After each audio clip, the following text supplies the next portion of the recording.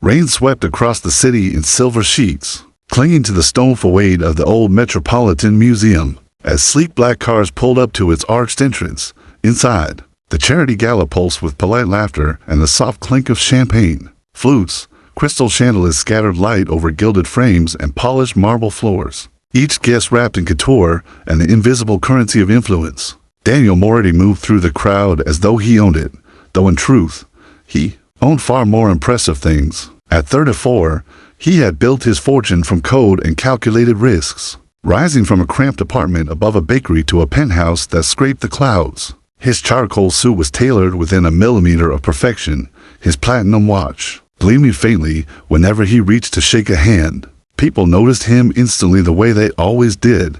Investors leaned into pitch. Socialites angled for a photograph. Even his rivals tilted their glasses in acknowledgement. But as the night unfolded, the same dull familiarity set in. The exchanges were scripted, the smiles precise, the laughter half a beat delayed.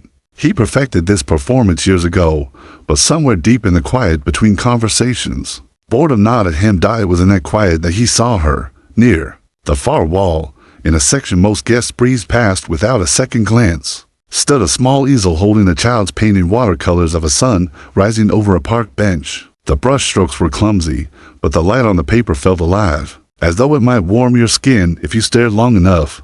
And there she was, studying it as if nothing else in the room mattered. Her dress was simple navy cotton, the kind that didn't try to compete with the glitter of the gala. Her dark hair spilled loose over her shoulders, her eyes warm but focused, not darting about for someone more important to talk to. She didn't notice Daniel until he stopped beside her. "You're the only one who's looked at this longer than 5 seconds," he said. She turned, a small, genuine smile curving her lips. "That's because most people here think art is only worth attention if it comes with a price tag." His brow lifted. "And this one, it's priceless," she replied, returning her gaze to the painting.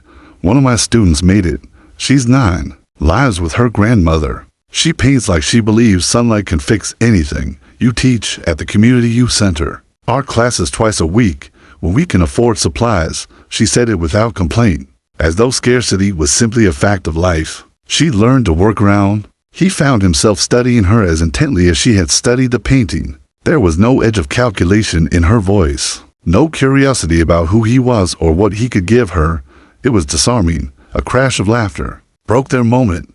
A man, flushed with drink, stumbled past, brushing too close. She flinched a subtle, reflexive motion, but her posture straightened before Daniel could speak. "Still," he noticed, "would you let me show you something better than this circus?" he asked after a pause. Her eyes narrowed slightly. "What do you mean? My lake estate. Quiet. Space to breathe?" He saw hesitation flicker over her face and added, just to escape the noise, "No agenda." She studied him for a long moment, weighing more than his words, his tone, his posture, perhaps the sincerity he hadn't meant to let slip. Finally, she nodded once. "All right, just for the weekend." Daniel smiled, and for the first time in years, it wasn't the smile he used for the cameras. The rain had followed them into the night, a steady whisper against the glass as Daniel's car cut through the winding roads beyond the city. Elena sat in the passenger seat, her hands folded neatly in her lap, eyes drifting between the blurred lights outside and the man beside her. Daniel drove like he negotiated, calm, deliberate, every motion controlled. Yet she could feel an undercurrent in him, something restless that didn't match the stillness of his expression. When the city finally loosened its grip and the roads narrowed into pine-shadowed lanes, she spoke. "You must bring people out here all the time." He glanced at her, a ghost of a smile at the corner of his mouth. "Never." The lakehouse appeared suddenly through the trees, its glass walls glowing gold in the darkness, reflections spilling into the black water below. It was beautiful, but not the ostentatious kind she had expected, a place that seemed to breathe with the forest. Around it, inside, warmth wrapped around them. The scent of wood smoke mingled with something rich from the kitchen, instead of disappearing. To let staff handle everything, Daniel hung his jacket neatly on a chair and moved toward the stove, sleeves rolling up. "You cook?" she asked, arching a brow. "I do a lot of things no one believes," he said, tossing fresh herbs into simmering sauce, "and I prefer my own pasta to anything a 5-star chef can plate." Elena watched him, struck by the contrast between the man she'd seen at the gala polished, unapproachable and the one barefoot now, humming under his breath as he stirred. Dinner was simple, a perfect pasta with handmade sauce, fresh, bread warmed by the fire, the kind of meal that spoke more of care than money. They ate in easy conversation, Daniel coaxing stories out of her about her students, about her mother's endless shifts at the hospital, about the way art had saved her more than once. She learned small, unexpected things about him in return. His obsession with vintage guitars, the book his father used to read him at night, the fact that he could play piano but hadn't touched one in years. Afterward, they walked the path along the lake. The rain had eased to a mist, soft against their faces. Pines loomed like quiet sentinels, and the water lay so still it mirrored the moon perfectly. At the edge of the dock, Elena stopped, leaning on the railing to take it all in. "This is different," she said quietly. "I thought you'd bring me to some place full of marble and servants. Somewhere I'd feel like I didn't belong." "Belonging isn't about the place," Daniel replied, his voice low. "It's about the company." Something in the way he said it made her heart trip, and when she turned, his gaze held hers with the kind of focus that stripped away everything else. The world around them blurred. The only things that seemed real were the scent of pine, the whisper of rain, and the slow closing of the space between them. He kissed her then, not with the impatience of a man used to taking, but with the careful intent of someone memorizing a moment. When they pulled apart, neither spoke for a long time. The air between them was charged, alive, pulling them forward toward something neither of them had expected when the night began. They walked back in silence, but every brush of their arms felt louder than words. Inside, the fire in the living room painted their shadows against the walls. Daniel poured the glasses of wine, handed one to her, and sat beside her on the couch. It was there, with the fire's glow catching the reflection in her eyes, that the night began to shift toward something deeper, an invisible pull neither could ignore, yet neither fully understood, and somewhere in the flicker between want and restraint, an unspoken promise was already forming. The fire snapped softly, sending sparks upward as Daniel leaned back into the couch, his gaze never straying far from Elena. She sat cross-legged beside him, cradling her wineglass like it was something fragile. Outside, the mist had thickened into a pale fog that pressed against the glass walls, isolating the lake house in its own little world. Conversation had slowed, not out of awkwardness, but because neither of them seemed to want to disturb the quiet. The silence was rich, weighted with the memory of that kiss on the dock. Every so often, Daniel caught her eyes lingering on him, then darting away like she was testing the edges of something new, something dangerous. "Cole?" he asked, noticing her rub her arm a little. Without thinking, he reached for the thick whereupon throw draped over the back of the couch and wrapped it gently round her shoulders. His fingers brushed her collarbone, and the smallest shiver ran through her. It should have ended there, a simple kindness, but she didn't lean away. Daniel's pulse picked up, his usual disciplined frame in the warmth of her nearness. He'd been with women who knew the game, ones who pressed close, because they wanted something tangible from him, a promise, a gift, a foothold in his world. Elena, though, seemed to want nothing. It made him want to give her everything. She set her glass down on the table, her fingers lingering at the stem as though steadying herself. "You're not what I expected," she said finally. "And what did you expect?" She looked at him, her dark eyes steady now. "A man who measures people in net worth and usefulness. Someone who only notices a person if they can add to his empire." Daniel let out a breath that was almost a laugh, but there was no humor in it. "I used to be that man." He didn't say more, just moved closer, slow enough to give her every chance to stop him. She didn't. The first touch was tentative, his hand cupping her jaw, his thumb tracing the soft curve of her cheek. Her eyes closed, and she leaned into him, and then their mouths met again, no hesitation this time. The kiss deepened, the world outside narrowing until there was nothing but her taste, her warmth, the faint hitch in her breath when he shifted closer. They didn't speak as they moved to his bedroom, the dim light there casting everything in shades of gold and shadow. Daniel's hands were sure, but unhurried, reading her like a page he didn't want to finish too quickly. When he slid the strap of her dress from her shoulder, she trembled not with fear, but with something more vulnerable. It was then, as the fabric loosened and the night seemed to crest toward inevitability, that he noticed it, the faint trace of blood, unexpected and jarring against the softness of the moment. He froze, his mind registering it before he could stop himself. Elena's breath caught, Her lashes fluttered open, and in that instant, something in her gaze shifted like a door she'd been guarding had swung open. "I've never," she began, her voice almost a whisper. Daniel's heartbeat thundered in his ears. Everything, the desire, the control, the practiced ease was suddenly in conflict with a new and unyielding instinct, protect. Her voice faltered. "I wanted it to be with someone I trust." And for the first time in his life, Daniel already realized that getting everything he wanted might mean learning how to wait. Daniel didn't move. His hand was still resting lightly against her cheek, but the rest of him felt as if it had turned to stone. The fire from moments ago, the heat that had been pulling them closer, urging him forward, had shifted into something far more complicated. He'd faced billion-dollar negotiations without blinking, stared down competitors who would have gutted him in a heartbeat. But now he was staring into the eyes of a woman who had just handed him something so rare, so unguarded, it felt heavier than any deal he had ever signed. Her breathing was unsteady, her lips parted just slightly, waiting for him to make the next move. But he didn't. He couldn't. "Not like this, Elena," he said finally, his voice low, almost hoarse. "You've never been with anyone before." She shook her head, a faint flush creeping over her cheeks. "Is that strange?" He managed a breathless laugh, but there was nothing dismissive in it. "No, he exhaled slowly, searching for the right word. "It's rare. It's important. I want this," she whispered, almost pleading now. God, how easy it would be to say yes, to give in, to take what was offered. But every instinct in him, the ones he'd spent years burying under ambition, was screaming that if he did, he'd regret it, not because she wasn't ready, but because she deserved more than being swept into his world on a weekend whim. He pulled back slightly, enough to break the contact between them. She blinked, confusion flickering in her eyes. "You don't want me?"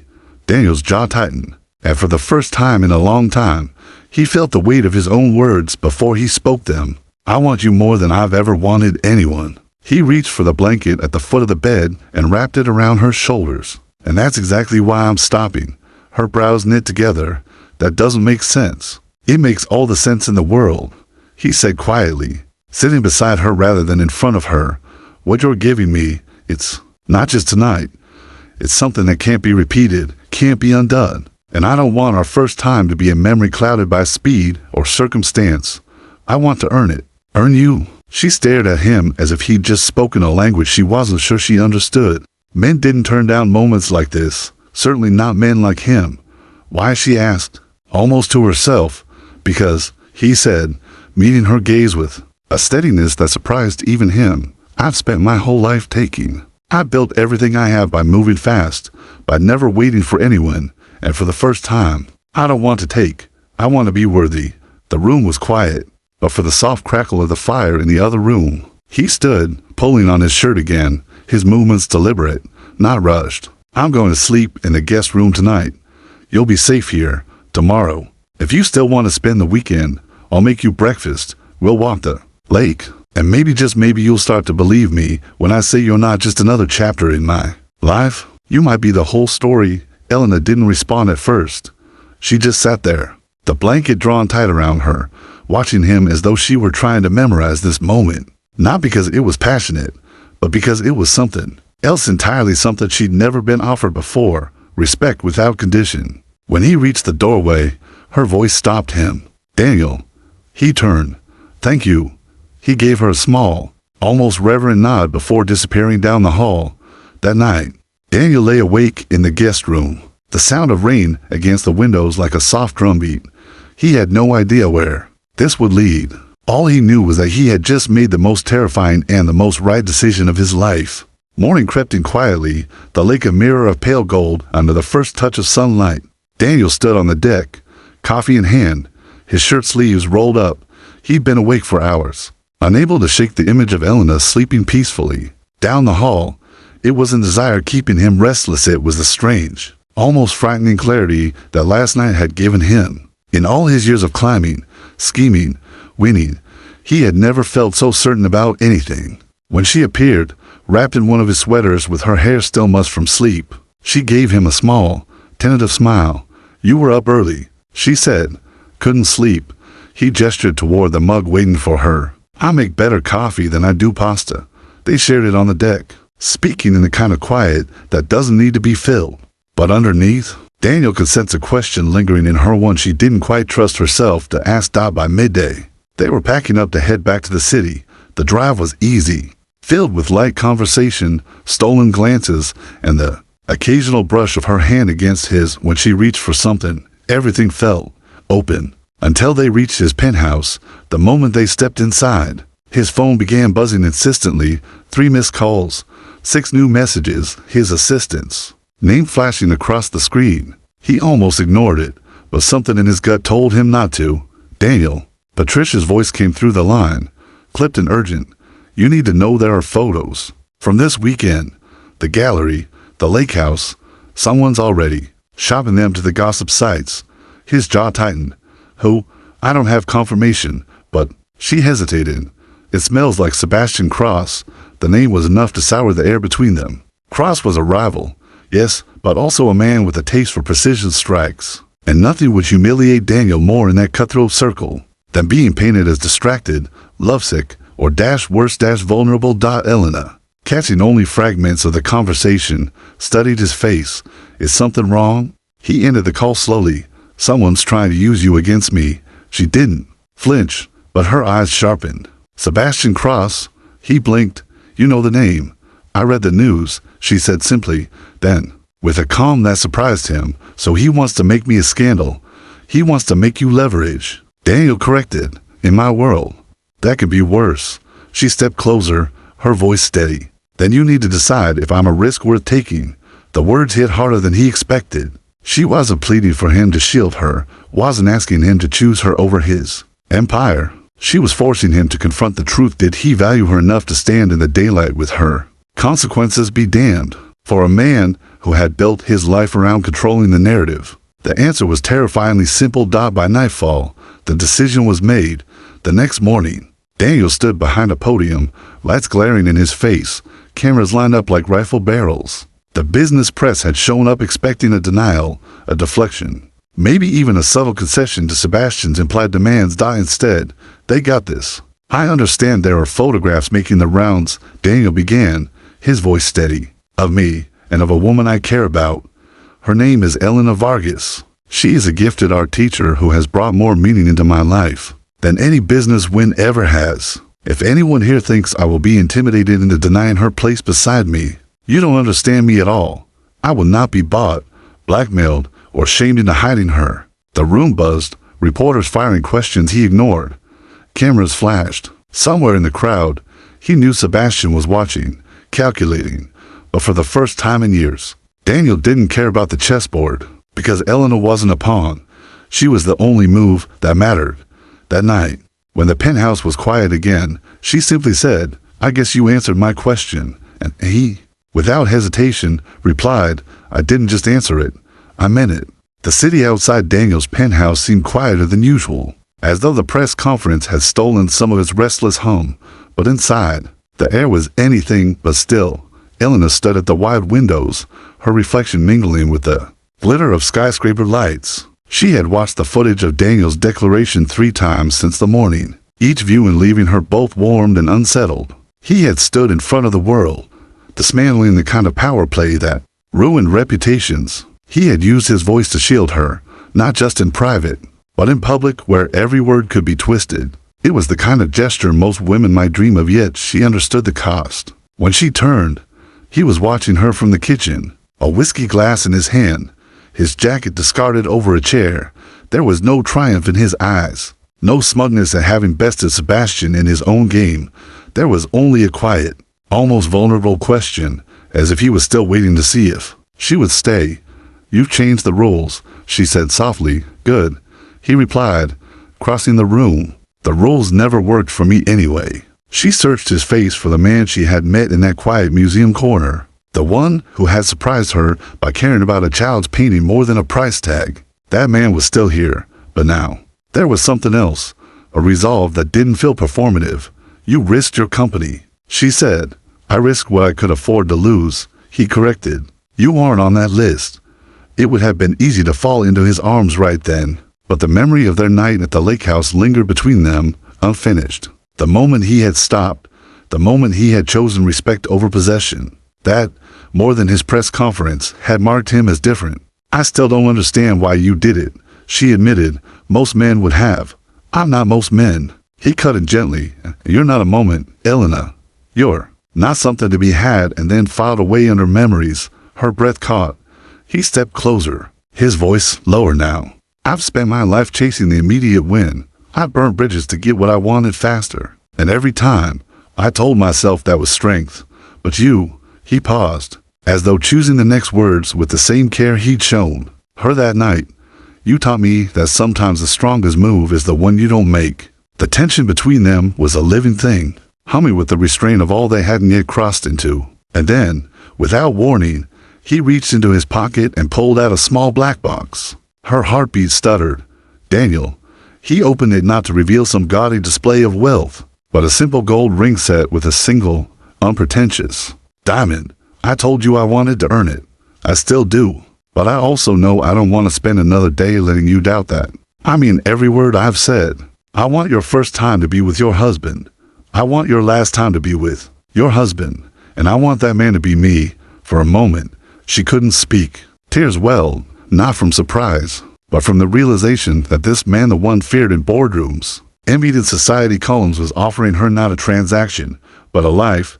Yes, she whispered, her voice trembling. Yes, Daniel, I'll marry you. He slid the ring onto her finger, and when he kissed her, it was still with the same reverence that had stopped him before. But this time there was a promise in it, a certainty that stretched far beyond the walls of his penthouse. Outside, the city's lights kept burning, indifferent to their vows.